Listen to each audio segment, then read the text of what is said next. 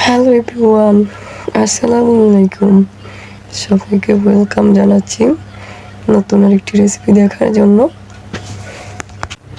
আমার আজকের রেসিপি কচুরলতি দিয়ে ইলিশ মাছ রান্না করব। সো এখানে আমি একটা ইলিশ মাছ নিয়েছি, এইভাবে ছোটো করে কেটে নিয়েছি। লতি দিয়ে এইভাবে ছোটো করে রান্না করলে ভালো হয়। সো আমি এইভাবে কেটে নিয়েছি। আর এখানে আমি লতি 10 মিনিট আগে লবণ দিয়ে মেখে তারপর ধুয়ে পরিষ্কার করে নিয়েছি। এখানে নিয়েছি রসুন কুচি, পেঁয়াজ কুচি, কাঁচামরিচ ফালি। এখন চুলাতে একটা কড়াই বসিয়ে গরম করে নিয়ে এতে পরিমাণ মতো তেল দিয়ে দিলাম। দেন পেঁয়াজ কুচি দিয়ে দিলাম। এখন আমি পেঁয়াজগুলোকে কিছুক্ষণ ভেজে নেব।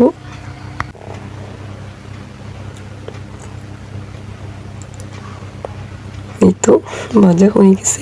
এখন অল্প একটু পানি দিয়ে দিলাম। 1 চামচ হলুদের গুঁড়া, 1 চামচ মরিচের গুঁড়া, 1 চামচ জিরার গুঁড়া, 1/2 চামচ ধনিয়ার গুঁড়া, 1 চামচ আদা রসুন বাটা। কিছুক্ষণ এখন মশলাটা কষিয়ে নেব। এই তো মশলাটা কষানো হয়ে গেছে।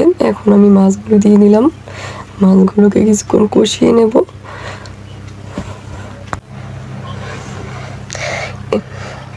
একটু ঢেকে দেব।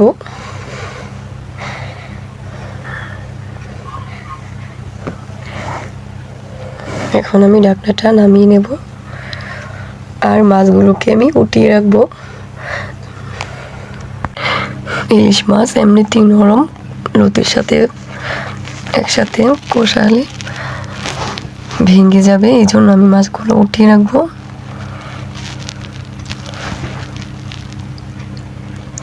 উঠিয়ে নিলাম। এখন আমি লতিগুলোকে কিছুক্ষণ কষিয়ে নেব।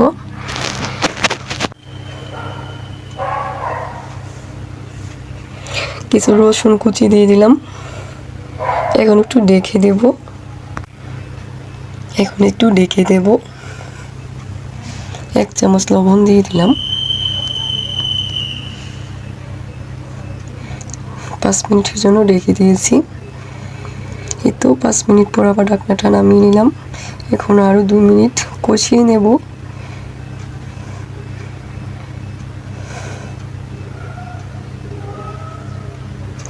কষানো হয়ে গেছে। এখন আমি মাছগুলো অ্যাড করে দিলাম।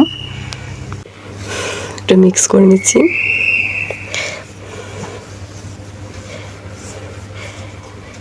এখন একটু পরিমাণ মতো জল দিয়ে দেব। অল্প জল দেব, বেশি পানি দিলে মাছগুলো ভেঙে যাবে।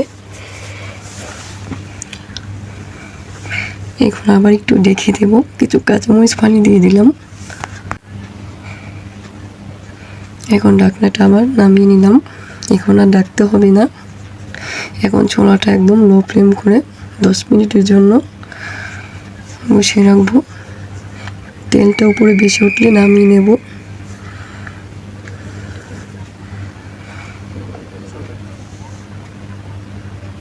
এই তো আলহামদুলিল্লাহ রান্না কমপ্লিট। এখন আমি নামিয়ে গরম গরম পরিবেশন করে নেব।